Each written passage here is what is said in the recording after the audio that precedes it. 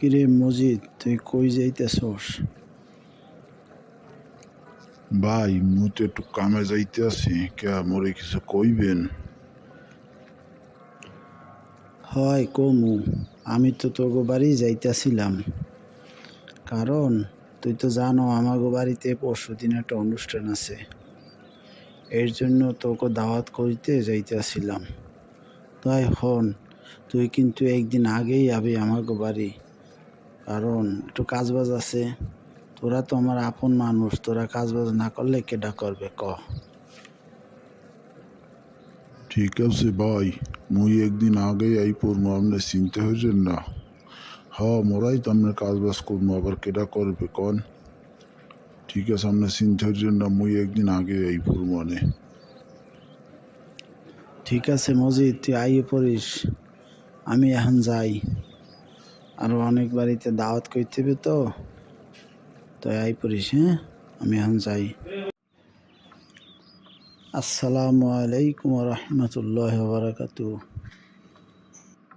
ওয়ালাইকুম আসসালাম রহমতুল্লাহ বারাকাতু।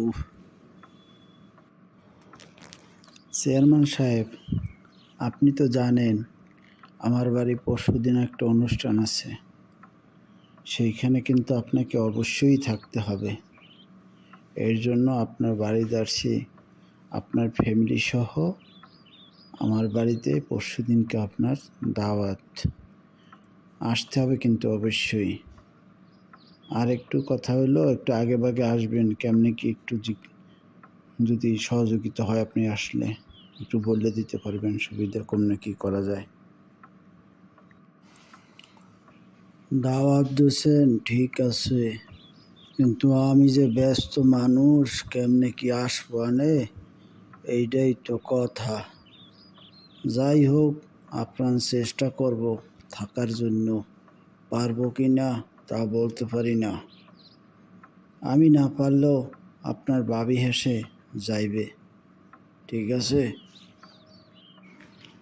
চেয়ারম্যান সাহেব, পারবেন না এটা না, আপনাকে উপস্থিত থাকতেই হইবে। আপনাকে জানেন তো আমরা গার্জিয়ান হিসেবে মানি। আপনি থাকলে আমার খুব উপকার হবে, আমার মনে একটা সাহস পাবো। এর জন্য আপনাকে থাকতেই হবে।